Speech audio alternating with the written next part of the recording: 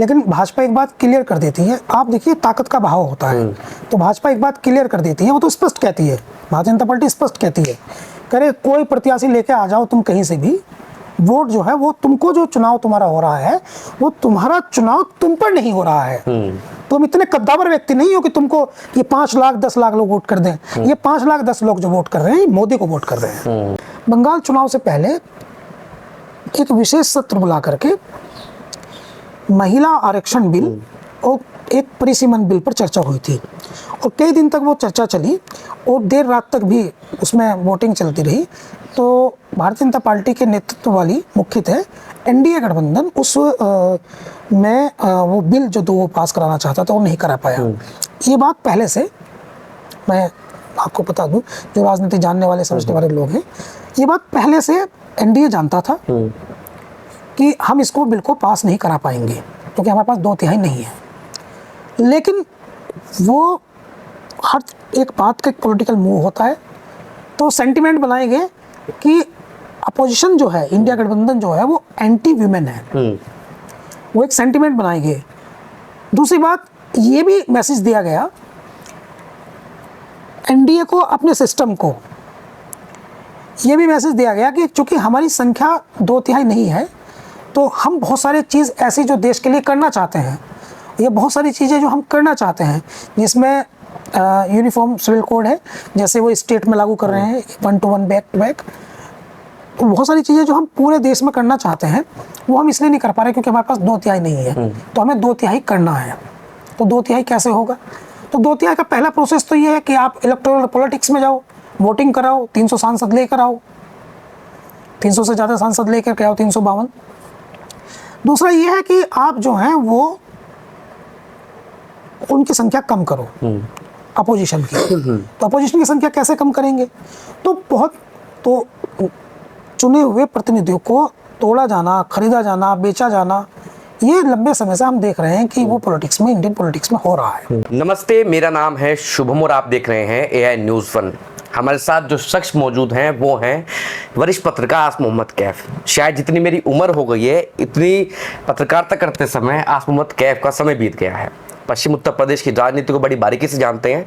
आप सभी को ये भी जानकारी होगी 2027 में चुनाव आने वाले हैं। तमाम राजनीतिक पार्टियां अपने अपने हथकंडे जो उत्तर प्रदेश में जमा रही हैं। सर, सबसे पहले तो आपका स्वागत है। बहुत धन्यवाद शुभम जी आपको। भैया मुझे एक बात बताइए, आप पश्चिम राजनीति जो है उसमें बहुत लंबे समय से आप उसको कवर कर रहे हैं। 27 में कुछ लोग ये कह रहे हैं कि जैसे पश्चिम बंगाल में हुआ या दिल्ली में जो हुआ, 27 से पहले यूपी में कुछ बड़ा बीजेपी जो है झटका देने वाली है किसी को। देखिए, ये तो सभी लोग जानते हैं, कम से कम जो भारत की राजनीति को जानते हैं, उत्तर प्रदेश की राजनीति को जानते हैं, समझते हैं, उनको खूब अच्छी तरह से ये बात पता है कि उत्तर प्रदेश का जो चुनाव होता है वो बहुत इम्पोर्टेंट चुनाव होता है। उत्तर प्रदेश का स्टेट इलेक्शन भी वो काफ़ी महत्वपूर्ण होता है। अब ये तथ्य छिपा हुआ नहीं है और टेक्नोलॉजी की दुनिया में, चैट जीपीटी की दुनिया में, जेमिनी की दुनिया में अब ये बिल्कुल खुली बात है कि उत्तर प्रदेश जैसा राज्य, दुनिया में मुश्किल 1.5 दर्जन देश होंगे जो उत्तर प्रदेश से बड़े होंगे। मैं देश की बात नहीं कर रहा हूँ, देश तो भारत और भी बहुत बड़ा देश है, सिर्फ उत्तर प्रदेश की बात कर रहा हूँ, जनसंख्या में भी और क्षेत्रफल में भी। और उत्तर प्रदेश की स्थिति ये है कि यहाँ 20 करोड़ से ज़्यादा लोग रहते हैं और हम ठीक ठाक करें बात तो 15 करोड़ लगभग वोटर हैं, नया जो डेटा आया है।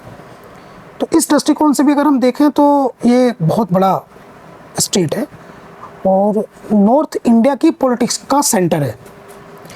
पिछले कुछ समय से हम देख रहे हैं कि नॉर्थ की पॉलिटिक्स जो है वो 2014 में नरेंद्र मोदी के प्रधानमंत्री बनने से पहले इतनी चर्चा में नहीं रहती थी, लेकिन 2014 के बाद से नॉर्थ की पॉलिटिक्स जो है वो कमांडिंग पॉलिटिक्स है इंडिया में। अभी आप देखिए, एक परिस्थिति थी कि HD देवेगौड़ा कभी कर्नाटक से आए, प्राइम मिनिस्टर बन गए, मगर आज वो कल्पना से बाहर की चीज़ दिखती है।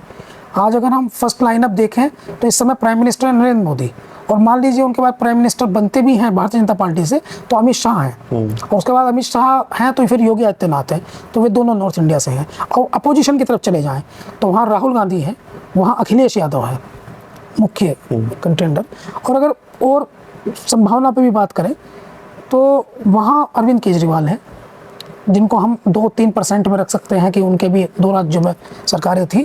तो इसलिए हम देख रहे हैं कि नॉर्थ इंडिया की पॉलिटिक्स जो है वो इस समय देश की राजनीति में टॉप पर है। पूरा दबदबा उनका है, और नॉर्थ इंडिया का सेंटर है उत्तर प्रदेश। तो सिंपल मैसेज जाता है कि जो उत्तर प्रदेश जीतता है वो दिल्ली का दरवाज़ा उसके लिए खुल जाता है। इसके और भी बहुत सारे कारण हैं।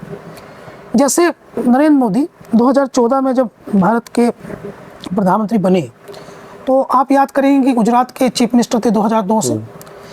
चाहते तो वो गांधीनगर से चुनाव लड़ते, चाहते तो वो प्रदेश में गुजरात में कहीं चुनाव लड़ लेते, और पूरे देश में भी कहीं भी चुनाव लड़ लेते जब उनको प्रधानमंत्री पद का प्रत्याशी संभव थे। भारतीय जनता पार्टी ने अपना घोषित किया था जब तक वो पीएम नहीं बने थे, लेकिन वो बनारस आकर के चुनाव लड़े, वाराणसी, उत्तर प्रदेश आकर के चुनाव लड़े। उसके बाद भी उत्तर प्रदेश चुनाव लड़े, 14 में लड़े, 19 में लड़े, और उसके बाद जो है फिर वो 24 में भी लड़े। तो ये इंपॉर्टेंस वो समझते थे। आप देश के प्रधानमंत्री जो हैं उनका आप फिगर देख लीजिए, अटल बिहारी वाजपेयी उत्तर प्रदेश से, नेहरू उत्तर प्रदेश से, इंदिरा गांधी उत्तर प्रदेश से, लाल बहादुर शास्त्री उत्तर प्रदेश से। तो आप अभी जो लोग हैं दावेदार उनकी भी बात कर लें और जो हो चुके हैं उनकी भी बात कर लें। इसके अलावा उत्तर प्रदेश जो है वो बड़ा राज्य है, बड़ी आबादी वाला राज्य है, बल्कि वो पावरफुल लोगों का स्टेट है। जिस तरह से आप महाराष्ट्र को ये कहते हैं कि महाराष्ट्र और गुजरात जो है वो इकोनॉमिकली देश को स्ट्रॉन्ग करते हैं, उस तरह से उत्तर प्रदेश जो है वो देश के लोकतंत्र को, देश के राजनीतिक पृष्ठभूमि को, देश के राजनीतिक विचारधारा को और देश की मौलिकता को मजबूत करता है। ये पूरे समय से आप देखें मूल आत्मा है नॉर्थ इंडिया में उत्तर प्रदेश। नॉर्थ स्टेट ही कहते हैं उसे, अगर हम भाषा को थोड़ा और बेहतर करें, और जैसे जैन जी आजकल नए शब्दों का सर्जन करती है, उस दृष्टिकोण से हम समझे तो ये नॉर्थ स्टेट है। तो निश्चित तौर पे ये चुनाव बहुत इंपॉर्टेंट होता है उत्तर प्रदेश का। आप देखें 2017 का चुनाव था, उससे पहले नोटबंदी हुई थी। हालांकि तारीखों को इधर उधर कर दे, वो आइडिया जो है वो तारीखों को इधर उधर कर दे और फैक्ट फाइंडिंग की बात ना करें, क्योंकि फिल्मों में तो लिखा होता है पहले कि ये कल्पना है। तो ये फिल्मों में पहले लिखा होता है कल्पना है, लेकिन वो धुरंधर मूवी आई थी उसमें नोटबंदी को इससे जोड़ा गया उत्तर प्रदेश इलेक्शन से। तो बहुत सारी ऐसी चीज़ें हैं पॉलिटिक्स के हिसाब से भी, पावर्स के हिसाब से भी। तो नॉर्थ स्टेट यानी उत्तर प्रदेश, उसका पॉलिटिकल जो है वो बहुत महत्व है। और ये भी जानते हैं लोग जैसे कि उत्तर प्रदेश जो है वो उसमें जीतने वाली पार्टी 2027 में वो 2029 का मोमेंटम तय करेगी। मान लीजिए इतना बड़ा स्टेट है, अभी 2024 का जो चुनाव हुआ तो उत्तर प्रदेश में 43 सीटें जो हैं वो अपोजिशन जीत गया, इंडिया गठबंधन, 6 सीटें कांग्रेस जीत गई, 37 सीटें समाजवादी पार्टी जीत गई। तो 272 का जो फिगर था भारतीय जनता पार्टी का सिंगल पार्टी में, वो उनको नहीं मिल पाया। तो ये भी एक तरह का जो है उत्तर प्रदेश की ताकत को दिखाता है। इसलिए 2027 का जो चुनाव है वो ना केवल आप उसे ये माने कि वो उत्तर प्रदेश का असेंबली इलेक्शन है, बल्कि आप उसे ये मान सकते हैं, कह सकते हैं कि वो इंडिया का 2029 में होने वाला आम चुनाव, जनरल इलेक्शन, उसका सेमीफाइनल है। अब 27 के चुनाव की बात करूं, अभी इंडिया ब्लॉक की बैठक हुई, अखिलेश यादव ने तमाम वादे किए। राजभर साहब कह रहे हैं कि समाजवादी पार्टी के तमाम सांसद उनके संपर्क में हैं। तो कुछ ऐसे कयास लगा जा रहा है कि 27 चुनाव से पहले समाजवादी पार्टी के जो 37 सांसद हैं उनको फूट हो सकती है फिलहाल की स्थिति में। देखिए, जहाँ तक प्रश्न होता है कि कौन किसके संपर्क में है, तो पार्लियामेंट में हम जब रिपोर्टिंग करने जाते हैं या हम पार्लियामेंट में देश दुनिया के लोग टीवी पर देखते हैं पार्लियामेंट को, तो वो उन्हें अच्छी तरह पता है। वहाँ एक कैंटीन है, उसमें सब साथ में बैठ के खाना खाते हैं। वहाँ कई बार जो है वो साथ में बैठ जाते हैं, आपस में एक दूसरे से जो है वो मजाक भी करते हैं। भारतीय जनता पार्टी के सांसद जो हैं कांग्रेस के सांसदों से हंसी मजाक करते हैं, साथ में बैठ के खाना खा लेते हैं। तस्वीरें बहुत वायरल होती रहती हैं, लोग कहते रहते हैं कि देखो आप लोग तो आपस में जनता के लोग लड़ते रहते हो, ये सब लोग इकट्ठा हैं। तो संपर्क वाली थ्योरी जो मीडिया बनाता है वो तो मैं स्पष्ट कर दूं कि कोई किसी के संपर्क से दूर नहीं है। इवन भारतीय जनता पार्टी, आपने देखा बहुत सारी तस्वीरें, जैसे किरण रिजिजू हैं, तो इकरा हसन जो कैराने की सांसद हैं, कई बार चिट्ठी लेकर उनके पास अपने काम के लिए चली जाती हैं। नितिन गडकरी हैं, उनके साथ कई बार जो है आप समाजवादी पार्टी के या कांग्रेस के सांसदों को सड़क के किसी काम के लिए मिल करके चिट्ठी देते हुए देख लेते हैं। तो तो संपर्क में तो सब एक दूसरे के रहते हैं, ये तो थ्योरी ही गलत है कि कोई किसी के संपर्क में नहीं है। अब संपर्क शब्द का मतलब क्या है? संपर्क शब्द का मतलब ये है कि क्या उनको वो तोड़ लें, क्या उनको अपने पाले में ले आए। एक्चुअली मीडिया संपर्क शब्द को इसी परिप्रेक्ष्य में यूज करता है। इसका ये मतलब है कि कहीं वो कांटेक्ट में है और हम उनको अपनी तरफ ला सकते हैं, या उनको हम पिछले कुछ दिनों से हम लोगों ने देखा है, पिछले अभी उतना समय नहीं हुआ, बंगाल चुनाव से पहले एक विशेष सत्र बुला करके महिला आरक्षण बिल और एक परिसीमन बिल पर चर्चा हुई थी, और कई दिन तक वो चर्चा चली और देर रात तक भी उसमें वोटिंग चलती रही। तो भारतीय जनता पार्टी के नेतृत्व वाली मुख्यतः एनडीए गठबंधन उस में वो बिल जो वो पास कराना चाहता था वो नहीं करा पाया। ये बात पहले से, मैं आपको बता दूं, जो राजनीति जानने वाले समझने वाले लोग हैं, ये बात पहले से एनडीए जानता था कि हम इसको बिल को पास नहीं करा पाएंगे क्योंकि हमारे पास 2/3 नहीं है। लेकिन वो हर एक बात का एक पॉलिटिकल मूव होता है, तो सेंटिमेंट बनाएंगे कि अपोजिशन जो है, इंडिया गठबंधन जो है वो एंटी वीमेन है, वो एक सेंटिमेंट बनाएंगे। दूसरी बात ये भी मैसेज दिया गया एनडीए को, अपने सिस्टम को ये भी मैसेज दिया गया कि चूंकि हमारी संख्या 2/3 नहीं है तो हम बहुत सारी चीज़ ऐसी जो देश के लिए करना चाहते हैं, ये बहुत सारी चीज़ें जो हम करना चाहते हैं, जिसमें यूनिफॉर्म सिविल कोड है जैसे वो स्टेट में लागू कर रहे हैं, 1 to 1 बैक टू बैक, बहुत सारी चीज़ें जो हम पूरे देश में करना चाहते हैं वो हम इसलिए नहीं कर पा रहे क्योंकि हमारे पास 2/3 नहीं है। तो हमें 2/3 करना है। तो 2/3 कैसे होगा? तो 2/3 का पहला प्रोसेस तो ये है कि आप इलेक्टोरल पॉलिटिक्स में जाओ, वोटिंग कराओ, 300 सांसद लेकर आओ, 300 से ज़्यादा सांसद लेकर के आओ, 352। दूसरा ये है कि आप जो हैं वो उनकी संख्या कम करो, अपोजिशन की। तो अपोजिशन की संख्या कैसे कम करेंगे? तो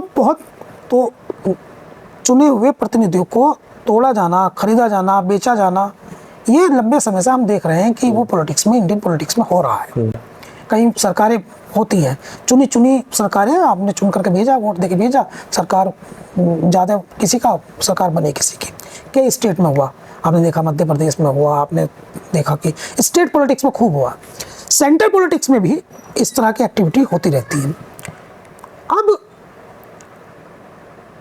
ये पश्चिम बंगाल अलग एक ऐसी पार्टी जिसका आपने नाम नहीं सुना था, जिसको नोटा से भी कम वोट मिले थे, अब उसके 20-22 सांसद हो गए।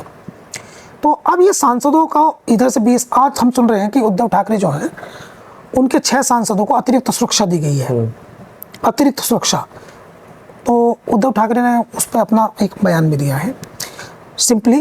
तो ये जो सवाल आपने पूछा है, ये इस सवाल की बैकग्राउंड है, इसलिए आपने प्रश्न किया है। तो कौन नेता, कौन सांसद किनके संपर्क में हो सकता है, कैसे संपर्क में हो सकता है, अपनी पार्टी में लाने से या अलग पार्टी बनाने से, उसके लिए नियम बने हैं, दल बदल के एक नियम बने हैं। कितनी संख्या में वो जा सकते हैं? 8-10 लोग, 10 लोग, 20 लोग, 2/3 लोग संपर्क में हैं। कौन कौन लोग संपर्क में हो सकते हैं? सिंपली जिन पर केसेस चल रहे हो उनको डर होता है, जिन्होंने अपने राजनीतिक जीवन में बेईमानी से पैसा अर्जित किया हो उनको डर हो सकता है, जिनको ऐसा लगता हो कि वो उनका कोई राजनीतिक विचारधारा ना हो। जैसे सिंपली मैं आपको 2-3 चीज़ें बताना चाहता हूँ जो आपको इसको डिटेल्स में समझना पड़ेगा। ममता बनर्जी ने काफ़ी मतलब पॉलिटिकल बात नहीं है, लेकिन ये बड़ी गहरी बात है। राजनेताओं का अपना एक सिस्टम उनका एक रन करता है, और जिस तरह से पॉलिटिकल पर्सनैलिटीज़ होते हैं तो उनका सिस्टम जिस तरह से रन करता है, खासकर पार्टी प्रेसिडेंट का ये सिस्टम होता है, तो उनकी क्या इस समय चुनाव करने के तौर तरीके हैं उसको भी ये डिफाइन करेगा। तो ममता बनर्जी, आपने देखा जो लोग 20-22 सांसद जो हैं वो इधर उधर गए हैं, उनमें ममता बनर्जी ने जब लोकसभा चुनाव 2024 में हो गई पश्चिम बंगाल में, तो उन्होंने बहुत सारे ऐसे लोगों को टिकट दे दिया जो फिल्मी दुनिया से आए थे, तो ये 3-4 तरह के लोग नेता होते हैं। पहले वो होते हैं जो सर्कमस्टेंसेस, उनकी लोकप्रियता होती है। जैसे सचिन तेंदुलकर देश में सबसे लोकप्रिय खिलाड़ी, उनको राज्यसभा में भेज दिया था मगर वो सदन में दिखाई नहीं दी। तो पहले तो वो होते हैं जिनकी लोकप्रियता होती है, उनको कोई मतलब नहीं है राजनीति से, सिंपल। वो बस उनकी पार्टी को वोट परसेंट उनका बढ़ जाए, जो उनका फैन फॉलोइंग है वो उनको मिल जाए। वो विजय की तरह तो सोचते नहीं है जैसे तमिलनाडु के सीएम। वो बस इतना सोचते हैं कि इस नेता को ले आएंगे प्रचार में, ये 4 सीटों पे जाएगा, हमारे वोट थोड़ा बढ़ जाएंगे और हम इसको संसद एमएलसी या कुछ बना देंगे, ये आए या ना आए, सिंपली एक मैसेज जाएगा। जैसे एक बार इलाहाबाद से अमिताभ बच्चन लड़ गए, तो इस तरह से इन्होंने इन लोगों को लड़ाया। दूसरी बात, वो नेता जो है, जो पार्टी प्रेसिडेंट है, उसकी ये सोच होती है कि ये तुम्हारे राजनीतिक फैसलों में दखल नहीं देंगे। अक्सर राजनीतिक पार्टियां ऐसा 1 या 2 नेता को लेके आती थी। जैसे मैं भारतीय जनता पार्टी की बात करूं, रवि किशन या निरुवा, हेमा मालिनी या तिवारी, मनोज तिवारी, ये लोग राजनीतिक फैसलों में दखल नहीं देते। तो नेता की तरह से काम करते जमीनी स्तर पर नहीं करते, इनको उसकी जरूरत भी नहीं है, ये नहीं करते, इनको उसकी जरूरत भी नहीं है। हर सांसद का एक प्रतिनिधि होता है। आपको बहुत बड़ी उदाहरण जो है मैं मेरठ के सांसद के देता हूँ। तो मेरठ के सांसद जो हैं उन्होंने राम जी का कैरेक्टर प्ले किया था, इसलिए लोग जो हैं उन्हें उसी स्वरूप में देखते थे। वो मेंबर ऑफ पार्लियामेंट बने और अब वो मेरठ में एक बार जो यहाँ बुलडोजर की कार्रवाई, सेंटर मार्केट वाला प्रकरण हुआ, तो नहीं आ पाए। एक दिन आए तो उनको कहा कि आज महानता का बखान करके लोगों ने उनका मजाक उड़ाया। इसी तरह से जब वे 2024 के चुनाव में प्रचार में आए थे, तो प्रचार में दिखाई दिए थे, उसके बाद से लगातार वो गायब रहे। फिर चुनाव जीतते ही वो घर उसी दिन सेम डे, जिस दिन चुनाव का नतीजा आने वाला था, उसी सेम डे अपना सामान जो है वो उनका गाड़ी वाड़ी भर के मंगला लेकर के चले गए। काफ़ी आलोचना हुई। तो सिंपली ये जो पॉलिटिकल लोग चुनाव लड़ने के लिए आते हैं, पहले तो आप ये मानिए कि नेता, पार्टी प्रेसिडेंट इनको इसलिए बुलाता है क्योंकि उसे पता है कि ये चुनाव तो जीत जाएंगे लेकिन तुम्हारे काम में कोई दखल नहीं देंगे। इवन इनकी सांसद निधि भी पार्टी तय करती है कि सरकारी नल कहाँ लगेगा। यह आपके पड़ोस में मेरठ में हो रहा है। इसको मैं मेरठ का नाम मैंने इसलिए लिया है ताकि आप बंगाल की स्ट्रेटजी को समझ सके। पहली बात तो ये है, इनका कोई अब इनके कैरियर पे आएगी तो ये तुरंत भागेंगे। अब इनके कैरियर से कॉम्प्रोमाइज नहीं करेंगे। हाँ, कैरियर से वही फोकस है, वही फोकस है। दूसरा, वे लोग हैं जिन्होंने कुछ ना कुछ गलत किया है, या तो गलत तरीके से पैसा अर्जित किया है या उन पे केसेज हैं, वे लोग हैं। और तीसरे चौथे वे लोग होते हैं जो विचारधारा से जुड़े होते हैं। इन तीनों लोगों में विचारधारा नहीं है। चौथे वे लोग हैं जो विचारधारा से जुड़े होते हैं, वे इधर उधर कहीं जाते नहीं है। जैसे उदाहरण के तौर पे संजय राउत है, वो लॉयल व्यक्ति है। उद्धव ठाकरे, उनके पिता बाला साहब ठाकरे, उनका लॉयल व्यक्ति है, तो उसको आप सांसद रहे ना रहे, लेकिन उसको उस परिवार के साथ ही रहना है, वो लॉयल है, वही रहेगा। तो इसलिए नेता आजकल पार्टी जो है वो क्या गलती कर रही है, पार्टी जो है वो रॉयल्टी नहीं देख रही है, लॉयल्टी देख रही है। तो जब लॉयल्टी देखते हैं, जैसे अखिलेश यादव भी हैं या दूसरे वो भी हैं, तो हम क्वालिटी से कंप्रोमाइज करते हैं। अब रॉयल्टी इसलिए नहीं देख रहे क्योंकि उनको खतरा है कि ये चला ना जाए व्यक्ति, और लॉयल्टी इसलिए दिखता है कि मेरे पास रहे। तो वहाँ बहुत विकट परिस्थिति इस समय नेताओं के सामने, पार्टी प्रेसिडेंट्स के सामने खड़ी हो गई है। तो ये वाली बात जो आपने राजभर मंत्री हैं उत्तर प्रदेश सरकार में, उनका नाम लेकर कही है, इसमें बहुत सच्चाई है बात में। और इसमें ये सच्चाई है कि 2-4 सांसद जो हैं वो टूट सकते हैं, किसी के भी टूट सकते हैं। आपने लॉयल्टी की बात की, अपने अखिलेश यादव की बात की, तमाम भाजपा के जितने भी कार्यकर्ता हैं, मेरठ में भी जब शोरूम बचा, जब उनको टिकट मिला था, तो तमाम कार्यकर्ताओं ने कहा था कि हाँ, लोकल के कार्यकर्ताओं में दम नहीं है कि बाहर के प्रत्याशी यहाँ लाके बिठा दिया। अब सुनील भराला हैं भाजपा के नेता, उन्होंने भी ये बात की। क्या भाजपा लॉयल्टी नहीं मांग रही अपने कार्यकर्ताओं से? भाजपा जितनी भी आप प्रत्याशी अगर देखेंगे, कोई कांग्रेस से आया हुआ है, जो भाजपा का रियल कार्यकर्ता है, उसको वैल्यू नहीं मिल पा रही भाजपा में, ये तमाम ऐसे कार्यकर्ता कहते हैं।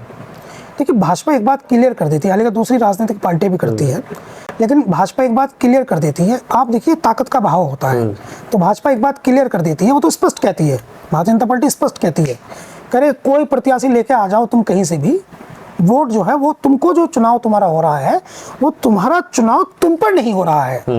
तुम इतने कद्दावर व्यक्ति नहीं हो कि तुमको ये 5 लाख 10 लाख लोग वोट कर दें। ये 5 लाख 10 लोग जो वोट कर रहे हैं, मोदी को वोट कर रहे हैं। सिंपल जो वोट हो रही है, मोदी को वोट हो रही है।